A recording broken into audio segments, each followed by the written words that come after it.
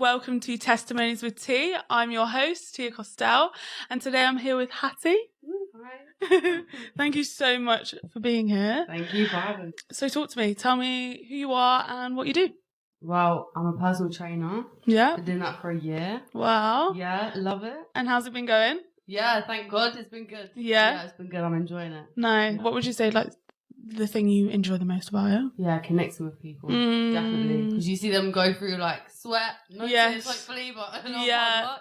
Yeah. So you really get to know people on, like, a deep level, and that's really rewarding. Yeah. And you can help them in that way too. Oh, yeah, I love that. And I pray that it continues to be fruitful, you know? Amen. Okay, cool. So we're going to take it back to childhood of Hattie. Talk to me about what it was like growing up. Yeah, so I was raised in a Christian household. Okay. There's a lot of church, a lot of Bible stories, all that stuff, which is good. Mm-hmm.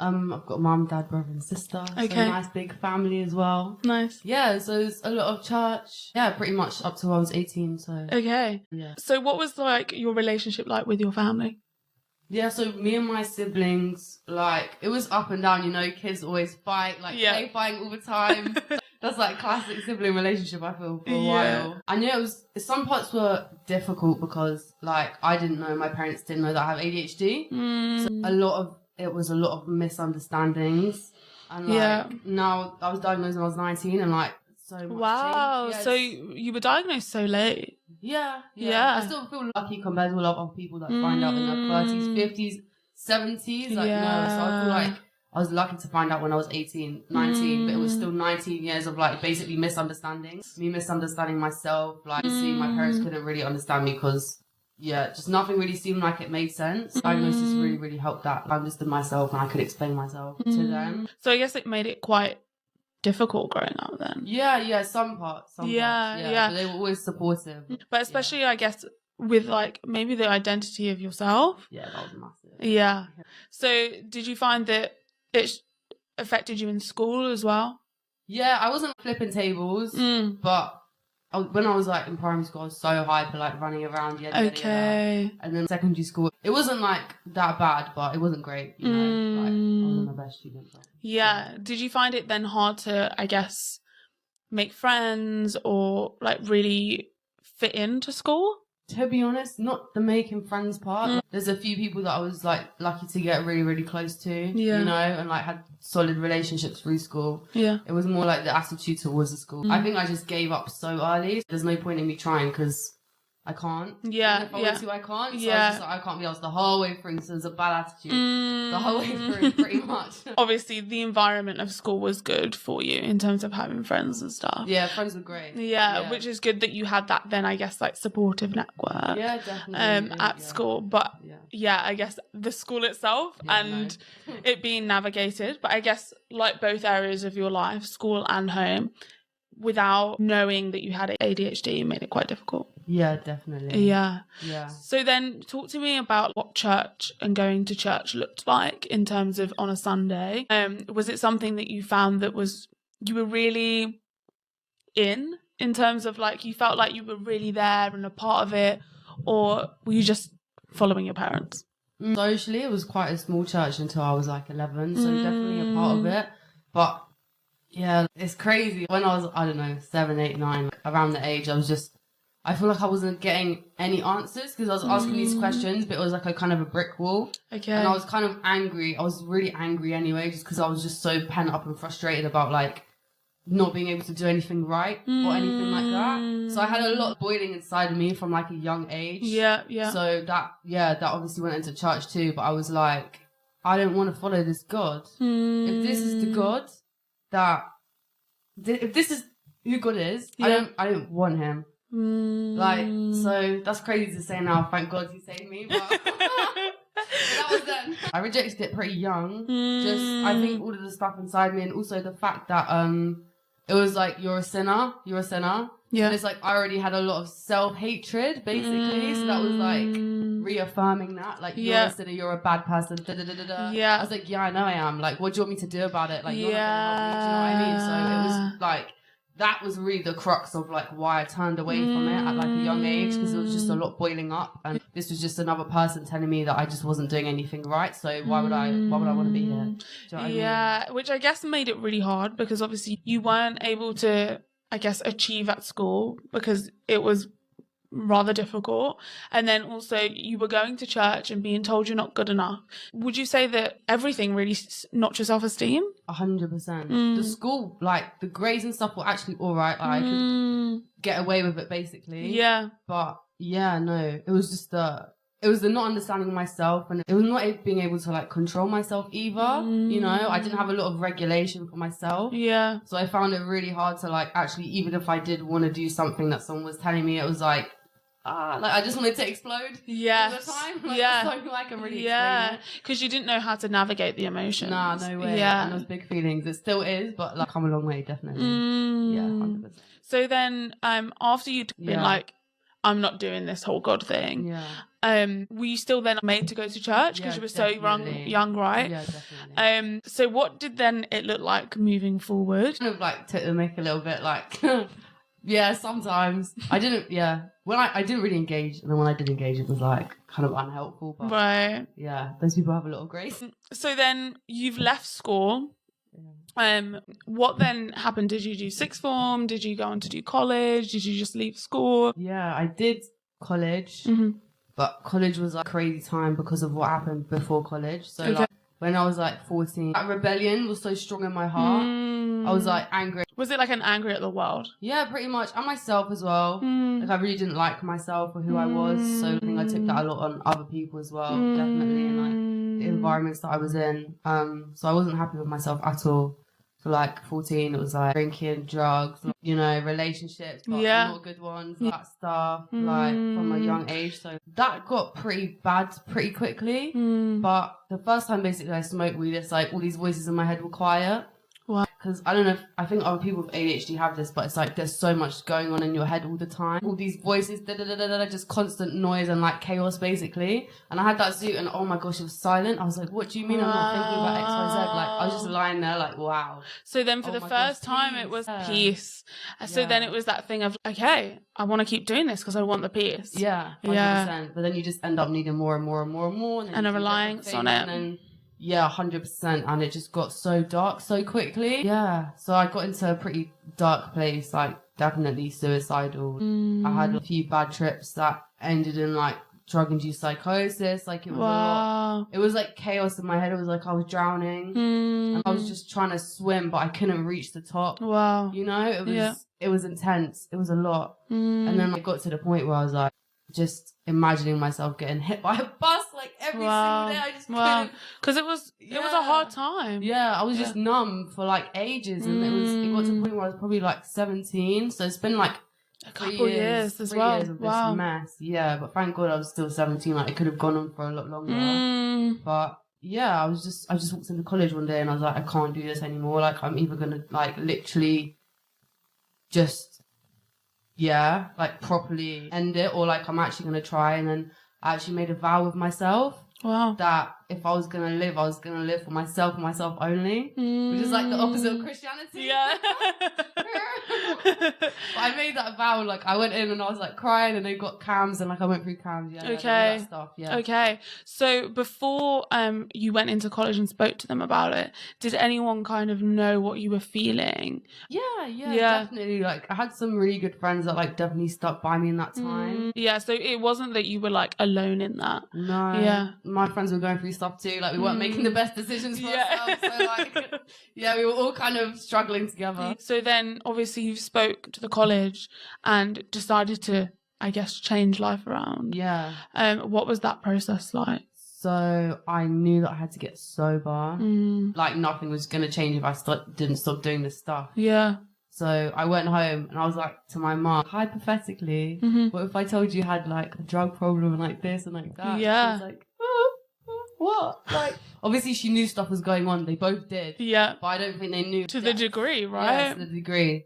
So I kind of spilled everything. It was just amazing. Wow. She took it with so much grace. It was a super hard thing for them to hear, but they've seen me just be a mess for so long. I think they were glad that they finally got some answers maybe about like everything. Yeah. So yeah, and then basically I just was like, I have to stop. So weed was the hardest thing, obviously. But yeah. And then, Did you find it an easy process to then come off? It was really hard. It was really hard. Yeah. Did it take a long time or? It was like a few months. Yeah. It was a few months. And like there were still times that I did go back to drugs. Yeah. But I had basically swapped the addiction. So like that's how I got started in the gym actually. Okay. Like, I was like, my brain needs something. I don't know why, but I just joined the gym and I just started lifting weights and I was like, this is powerful. So I started lifting weights and I went a bit nuts on that. But that was then like your coping mechanism. Yeah, definitely. Yeah. Did you find it was quite hard then still being surrounded by people that were still drinking, still doing drugs? Yeah, 100%. Like I lost a lot of friendships through that. Yeah, definitely. Because sometimes you realise like the drugs are like the core of a lot, like basically my life. So like a lot of my life fell off when that happened. Yeah. Because it was like the cornerstone basically. Yeah. So then I guess that made that whole process just even harder. Yeah, harder, but also if I didn't change so many things, then I wouldn't have changed. So I knew that it was necessary. You had to strip back. Yeah, because I got to that point. Yeah. I literally got to that point where I was so low. There's no other option. Yeah, my parents were great through that as well. Like, they never kicked me out. Like, they were just... really supportive. Yeah, like, they were really there for me, honestly. Like, oh, thank God. Yeah, beautiful. The fact that you were able to speak to them about it is one thing, because I think that's a huge thing that people feel so alone within that. And the fact that you were blessed to have like your parents be able to be by your side is such a blessing. So then you got clean, you're now in college. What was then college like for you? Nah, okay. It wasn't good. It wasn't good. Yeah, college wasn't a good time. I didn't really do any work. I still had all this anger inside me, and I didn't really know where to put it. So I just put it into college. Like I was just like, I hate college. I'm not going to try it. Yeah. Just again a really bad attitude, but I didn't understand why I had it. And in college, obviously, I was trying to find answers. So like that's when I fell really deep into New Age actually. Okay. I was like, drugs are bad, but psychedelics are going to tell me the truth. Let's talk about that then. So you've got clean, and then suddenly you're obviously trying to find another outreach. Yeah. So you start with psychedelics and New Age. Yeah. I did a few psychedelics before, and then I did it a couple of times like after like sobriety. But yeah, it was kind of the psychedelic concepts that I was like more into because I thought it was the answer. So like loads of Alan Watts, loads of like, what's that mushroom guy? Terrence McKenna, like all this stuff. And then it just got so deep. Then you kind of go into like out of body experiences, astral projection, like meditation, all of that stuff. I was so close to doing ayahuasca, thank the Lord I did not. So yeah, crystal, tarot, like all of that. And it was essentially like making myself God. Yes. So I really conditioned myself to believe that I was God, but so was everyone else. That bit they never really focused on. It's always about you or the universe and like you have the power to create and shape the universe around you. Which is a lot of pressure on oneself. Yeah. Oh, that's true.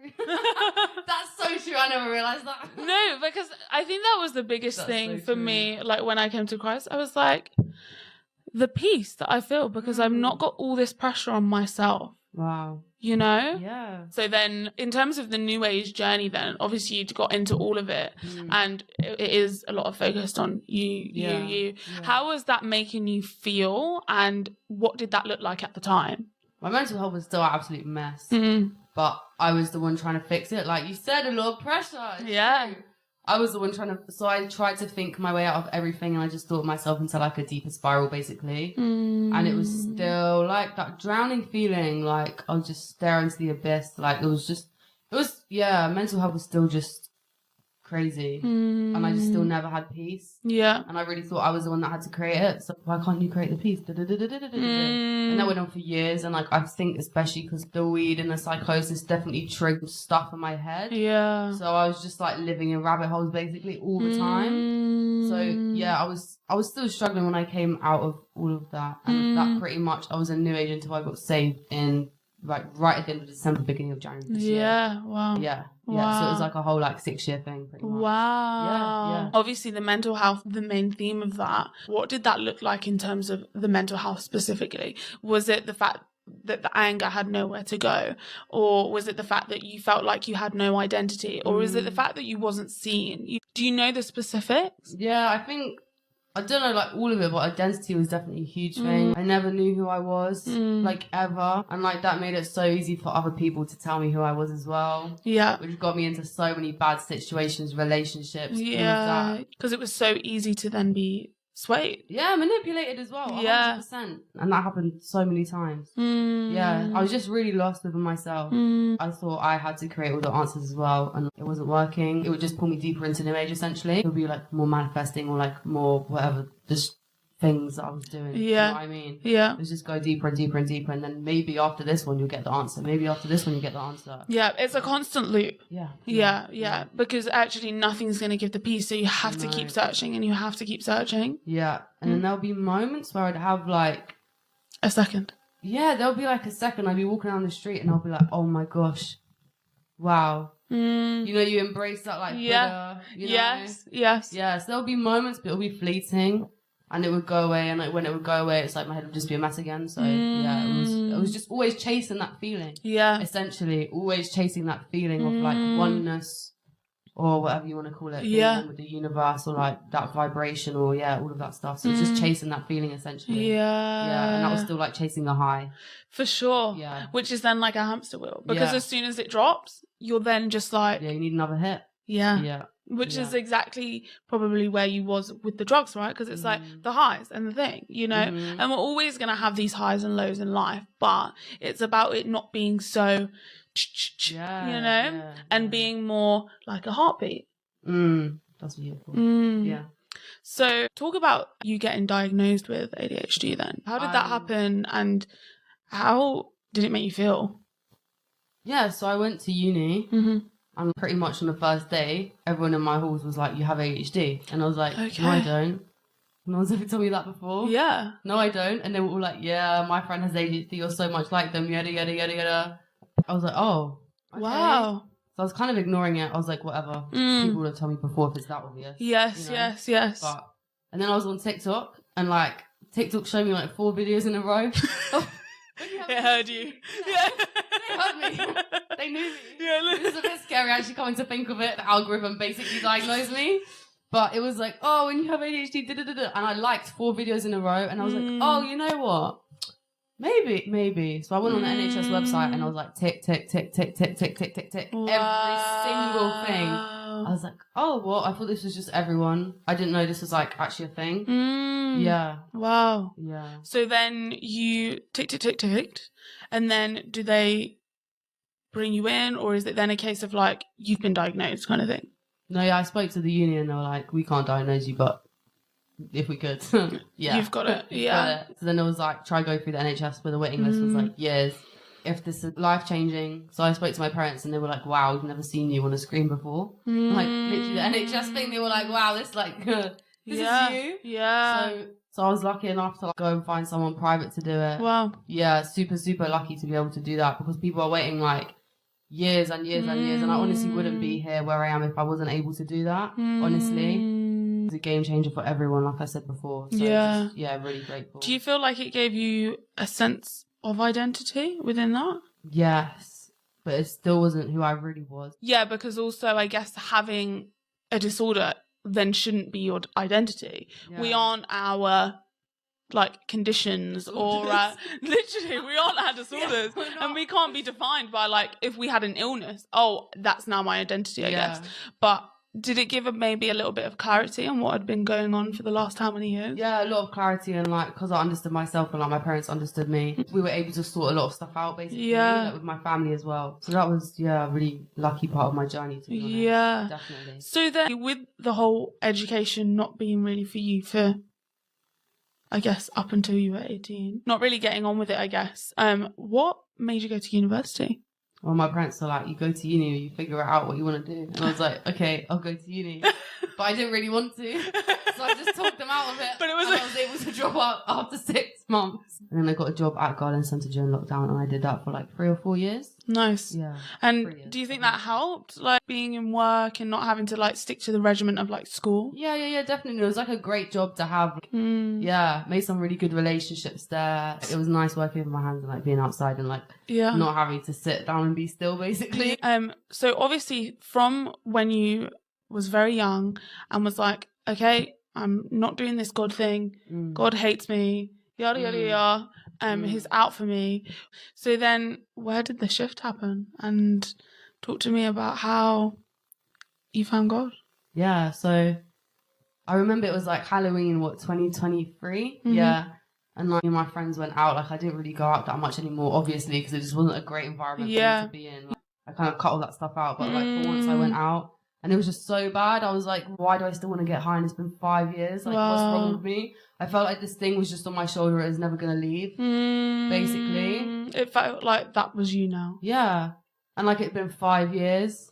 I was like, really? I still want this stuff? Like, get out. And it just, yeah. So I had that moment. But everything in my life was going really well. Like, I'd started a business that had been pretty, like, you know, going, successful. And I had stable friendships. Like, I wasn't in some stupid relationship with anyone. Like, my life was stable. But there was still this thing on my shoulder. And I still really, you know, I would, like, that part of me wasn't healed. I was still an addict, basically. Yeah. Like, even if I didn't do anything, that urge was just inside of me, still like burning, you know? So, but there was still something was off. I still didn't have peace, essentially. Yeah. But that was the point where I was at in my life. But I went on holiday in December by myself to like a little island called Azores. It's beautiful. Where is that? It's like off the coast of Portugal. Like, wow. It's stunning. It's pretty much like Madeira. It's amazing. Okay. Yeah, really beautiful place. And like I was staying in a hostel and I was just looking at the stars outside with these two guys and I was like, oh, who do you think made the stars? The universe? Yada yada. Starting with all my stuff. And then this guy was like, no, God. I was like, okay, interesting. A debate because I love that stuff. Yeah. I thought I had such smart answers, all of this stuff. No, I thought I had all the answers, obviously, because of my age. So we were talking and I was just quizzing him. And I had so many conversations with like my dad, like other Christians, like about all this stuff. And I always felt like I won the conversation. Yes. This is the first time where I was literally like, what? Oh, huh? You're taken back? Yeah, what do you mean? Wait, what? It makes sense. What? I don't know what shifted, but something. He just made me realize that God had been with me this whole time. I'd just been running away from him this whole time. Wow. And like, yeah, so I really just had a revelation moment, I guess you could call it. Wow. Yeah, and I just kind of cried out to God and I was like, God, if you're real, haha, who am I to ask that? But I said, God, if you're real, I was going to ask for a sign, but I had so many experiences in like the spiritual realm before because of New Age. Yes. And like I'd experienced crazy things that you couldn't explain apart from having a spiritual explanation for it. Of course. So I was like, you can show me whatever you want, but I just can say it's something else, like it's me. Yes. It had been before. Yes. So I was like, the one thing that you'll do, if you're real, is make me a Christian and here I am. No, that's hilarious. I didn't want it to That's actually what you said. Yeah, that's literally what I said. Wow. And I was like, there's no chance. I said, in that moment, I was like, fine, I submit. If you want to make me a Christian, go for it. If you're real, fine. No way. That millisecond. And then I went on with my holiday and I just put it away because I was like, nothing's going to happen, obviously. Yeah. But then slowly I just started to feel peace. That's how he showed himself. Wow. Yeah. And then I got home. And then I was just lying in bed and I was like, wait, what? Where's all of that stirring? Where's all of that like bubbling emotion? Where's all the voices in my head? Like, where's all this attacking and condemnation constantly? Where is it? I was like, wait, what? Like, I was actually lying there and I was so confused. And I tried to dig up those feelings. So I'd like say stuff to myself that would like, I would condemn myself. All the stuff that was now like starting to be in the past. And I couldn't even make myself hate myself. Wow. Honestly. I was digging around in my heart and I was like, where's all this bitterness, defensiveness? Where's it all gone? Wow. I was like, what? But the only thing that changed is me having that one moment. So I was like, okay. You've actually got my attention because I've been trying to drugs myself. I couldn't create this feeling in myself. Yeah. No one else could fill that hole as like a person. Yeah. I literally tried everything and nothing. So I guess I just started writing and slowly I started talking to God and like the more I wrote this and the more like I opened myself up, the more peace I got basically. So beautiful. Like, wow. Yeah. Wow. Yeah. So then you start, like you said, journaling. And then what really was like, okay, God, it's me and you know? Yeah, I think it happened over time. Like, I just learned to trust him because he was only giving me good things. Yeah. There definitely wasn't like a come to Jesus moment in that stage. Yeah. It was just more like the more I learned into him, like the more like peace and like love and like just everything that he gave me. Yeah. Like the more like he just gave me more of his goodness. The more like I opened my heart and learnt into him. Yeah. And he basically melted my heart, because my heart was like a brick. For real. Like he melted my heart. The more I learnt into him, he just melted it and melted it and melted it away. And like, yeah, I just got to the point at Christmas where I was like, okay, I got a Bible. So I started reading the Bible. Wow. And I started connecting with him more. And then I was like, okay, I'm going to have to go to church. I'm like, God, like, oh, really? I put that up for a long time. Yeah. So did you go back to your, like, parents' church? No, I wanted this to be my own journey. So I kept a lot of things quite private from everyone, to be honest. This was just the journey with me and God. Yeah.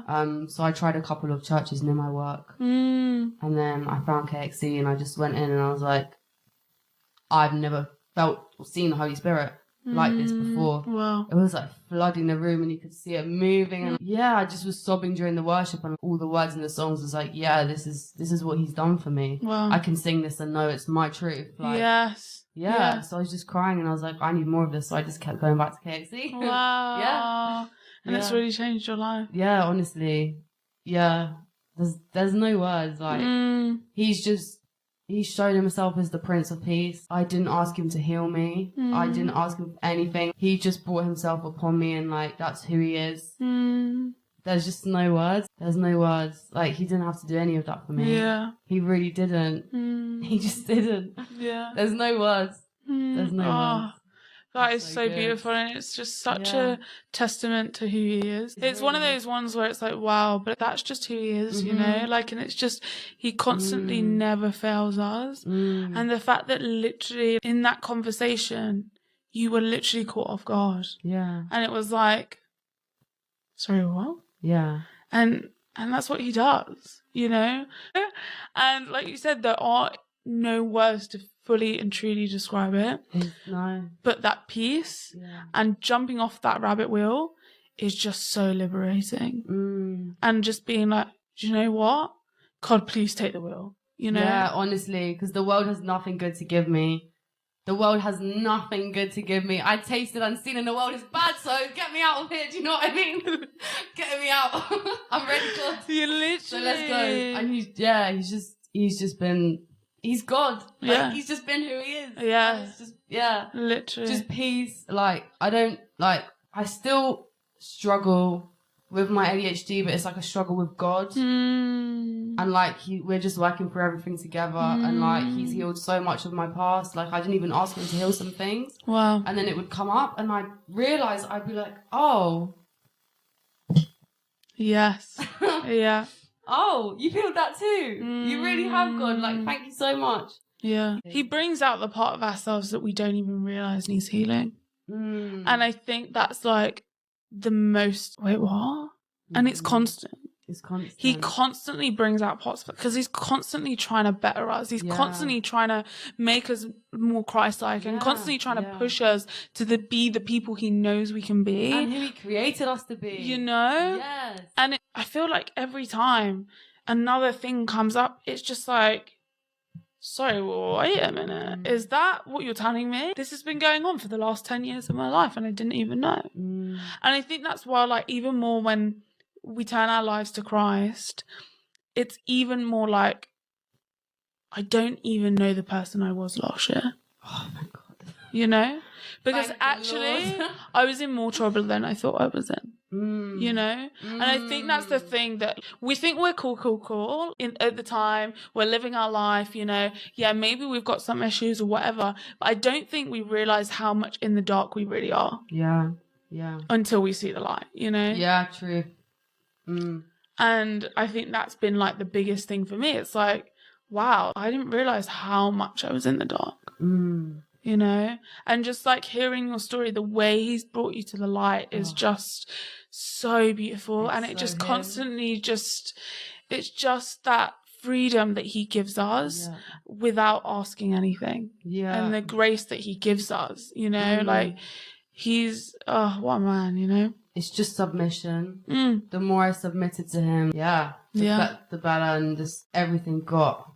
But it's like I had to give myself to him fully. Yeah, basically I had to give myself to him fully and fully submit. Yes. And fully say with like a fully honest, open, whole heart, God, I have nothing. I have nothing. I give you myself, but myself is nothing. Like, and just literally lying down at his feet. And it's like, I don't think he still can change things, and he will, but it's that full submission and like allowing him to come and change you is like so key. It's so key. And like I was brought to that place because I tried everything, do you know what I mean? So yeah, I was lucky enough to be brought to that rock bottom, basically, to be able to submit like a lot to him. Yeah.